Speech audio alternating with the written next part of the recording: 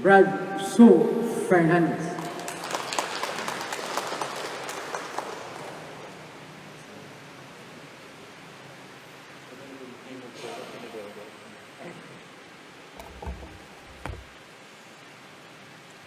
Allowed ta sa pagpuhas mask sa speaker kay layo-layo na mata. Sobra naman ay sa 1 meter.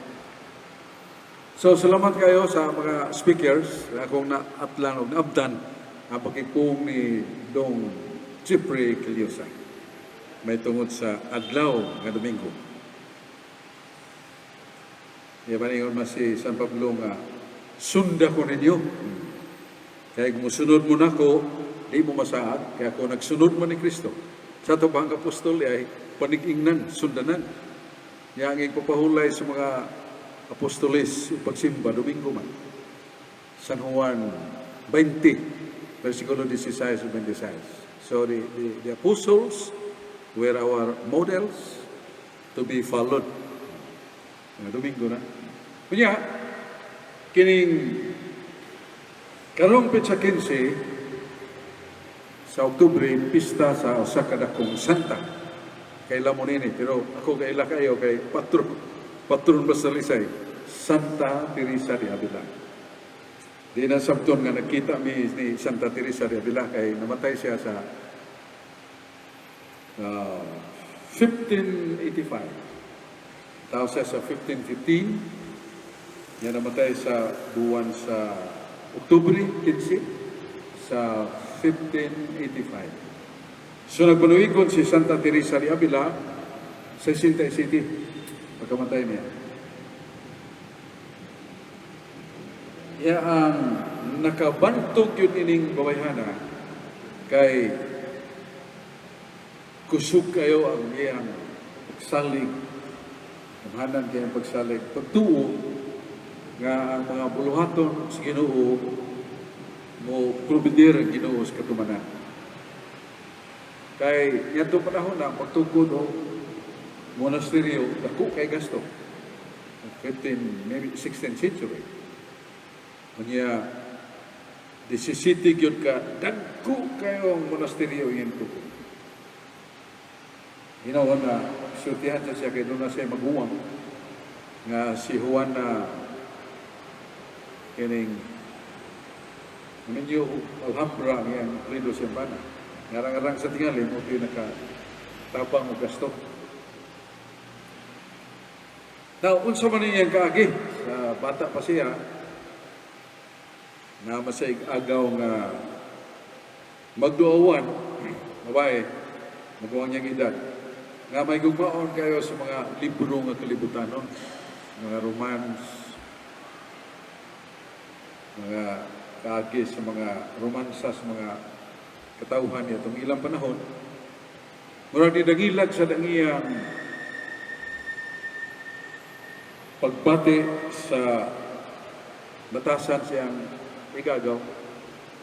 Mananhadlok ang iyang amahan nga madanion niya sa pagkakalibutan.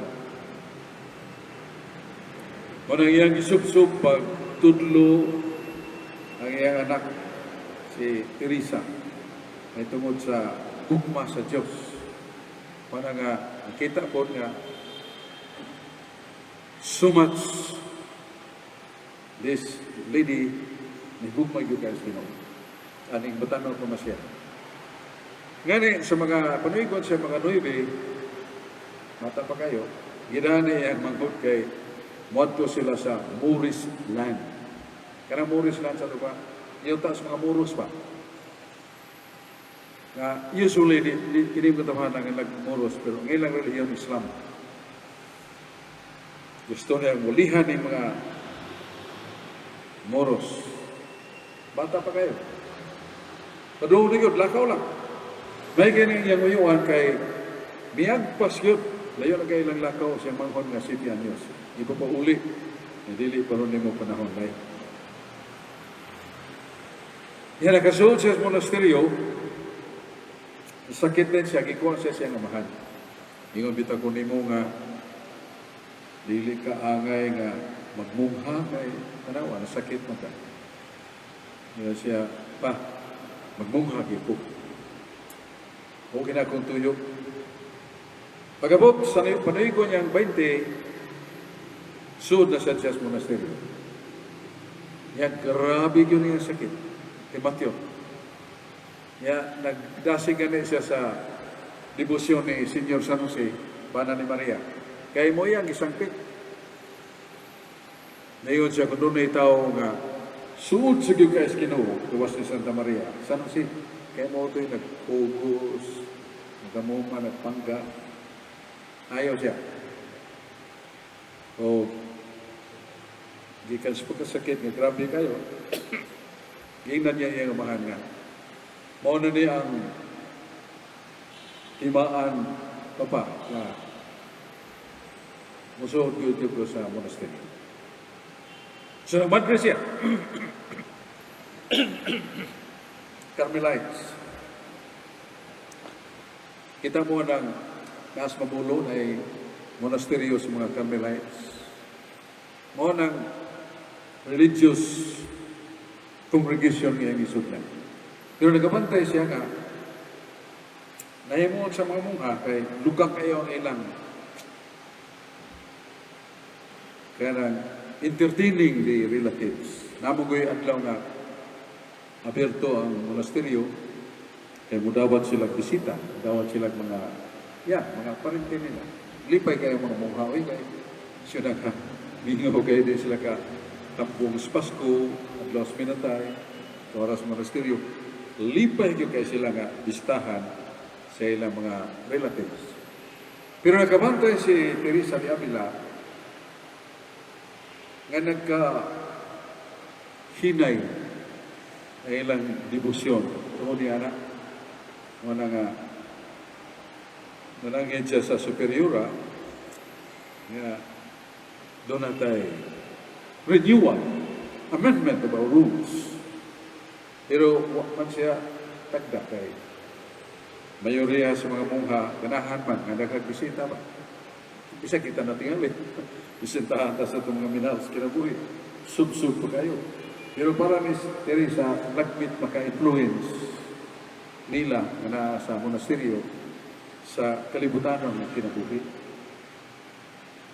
Labi na nga yung mga kaguol, mga nasakit, masumbong na sa mga mungha, ma-affected yun. So, ang superiora masugot ngayon lang usbon ang ilang rules sa monastery.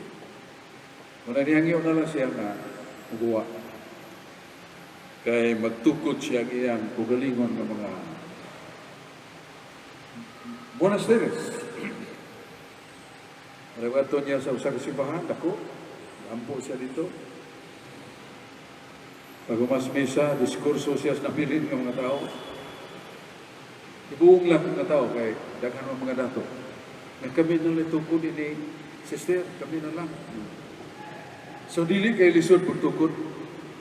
Ya, ang mga babae niya to, na-influence po sa worldly affairs, worldly influences, ilang mga drama, mga romantic na mga drama, kapag niya ito TV, drama man sa stage, sa nahadlok siya na ang mga batanon ng babae may mong kalibutan kaya.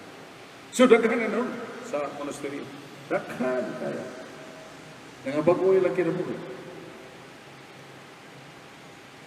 Muna nga, sige siya lakaw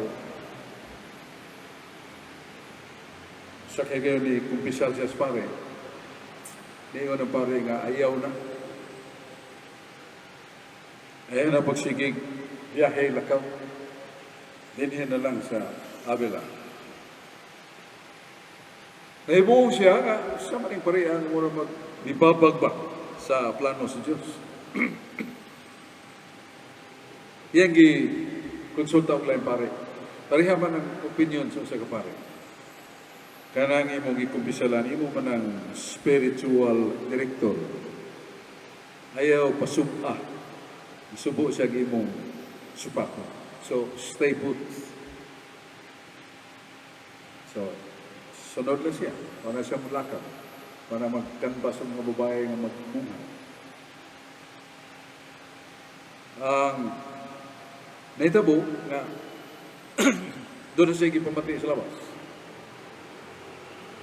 Doon na may mga mayang laking doktor nito panahon na. O gi-examine siya may yung ipahuway ka Teresa kay cancer man imong sakit. So that rest ka ng imong pagpahuway, timely kayo. So nakaibaw na siya una-una nga Ginoo gid naglamdag atong pareha nga dili siya pabiyahion, siya pala to. Yeah. Dugay na, yato sa espare nga yung kapisalan. Ningon man nga, sige, makabalik na kasi mong trabaho. Lipay ka siya. Ang nakapurke lang kay wala lagi sakinan nga tarong. Nagtuon siya sakay kabayo. Kaya mag-cowboy ba? Kusog padagan. Para mabot. Yabot man nga, may kilat. Hiri. Tindog mga kabayo. Nahug siya. Naigyo kayong pagapian niya.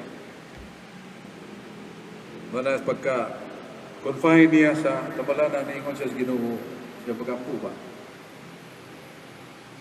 Ganong gitugutan man ni mo Ginoo na suki itong kabayo. Napiang may nung sakit na kayong piaga kaya murag na lubag ang kultiyo. Mao din eh. Tubag ang Ginoo Teresa. Mao ni akong pagtagad sa mga tao na akong gigugma pagayo. Mga kasakitan, kaliskana. So, niyo si Teresa Bantugra. Medyo na kay mga higala nga muhalat silang kinabuhi kay mao din ay pagtagad. Mahimog piangan din mo. Kay mo ni mo pagi. So I accept. Dawat Teresa din. So, nagsugod siya o convincer sa mga babae. Pero sa kayo nagretiro siya sa Ragusa, wa siya makapabot na may tabuto. 3 days nga retiro. Tanan nga palibot, bumbong, kisame, ang makita niya, ang law ay yung kayo malagway. Di siya ito, wa siya ito. Tu kadlaw tu kagabi. Bisan pa siya mainit nga debosyon Kristo sa anghel mo palantay. Iyang pagampo, pagbugtaw siya awa. 3 days, 3 nights. Reklamo na siya sa Ginoo. Ginoo, diin mo dahi ka. Ganing tu kadlaw tu kagabi, wag mo ko'y pahuway, wag ko'y tu. Kaya palibot na ko, labihan ka, hugaw na tanaw. Nagkasa. Ngayon, Ginoo, Teresa, nagtuo ka nga niya itong imong nakita, nabulingan ka sa mga malaway nga talanaw, ang libot mo, pagsuway. Gihimo siya wa. Ako nagtuo, ako nabulingan. Siya, ingon ng Ginoo. Yay, gamay nga, mitsa, pero pag itong substanta, ibulit kasi mong ngaw. Paguman pa namin. Namin sa si Teresa. Yan yung Ginoo. Na namin ka nga bulingon na kay kagnaw. Napil ba pagkabuling sa amin? Di ba siya, wa mapil. Akura. Morang iyawa. Nanamin na na siya mong kalag. Pero wa ka mabulingi. Kaya wa makamuyon. So much prolonging temptation. Would I not be affected, my Lord? Ang ginumingon mo. Wa ka mapiktay. Wa makamuyon. Pero, panagsa, really, na mga bukak na tentasyon. Ayaw kalimot sa 1 Corinto 10. 13 nga. Kung padadaan tas Ginoo tentasyon, ug sangkap sa siya gahom sa nato pagdaog. Do not forget. So mao to nga Santa Teresa, ready gid siya sa mga temptations. Suwat siya to kalibro Foundation, the Interior Castle. Ang iyang mga libro, purtig yung nidutang basahon. Kay lahom kay siya kaalam. Manang gibutangan sa siya titulo si Juan, Doctor of the Church. Dili doktor mananambal ba?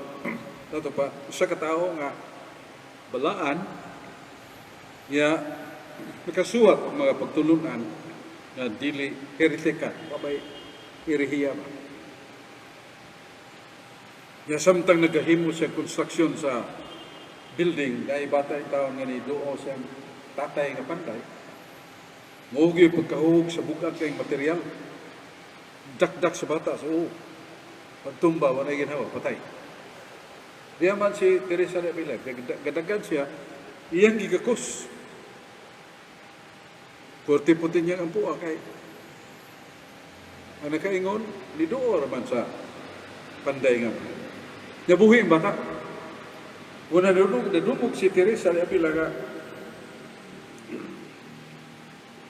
the Lady of Miracle, milagroso, makamilagro, Ginoo pinagi niya.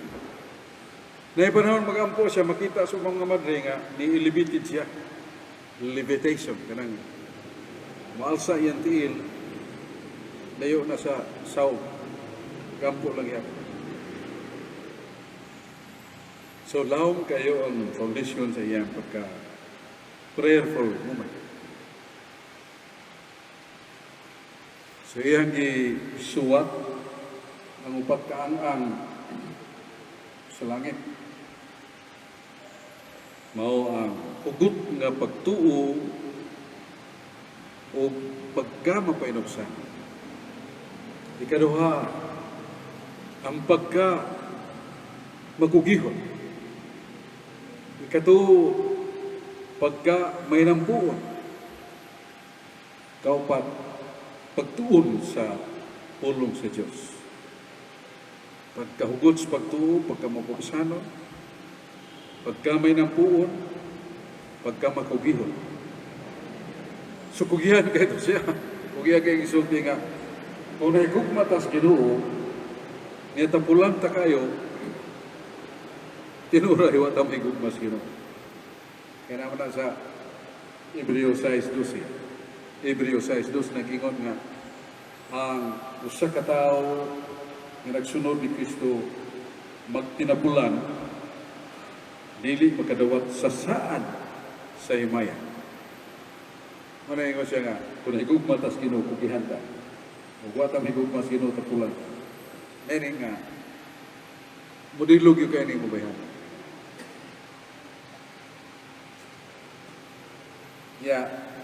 Ang iyang kinabuhi kanong na yung sundan sa mga pagsulay sakit sa lawas.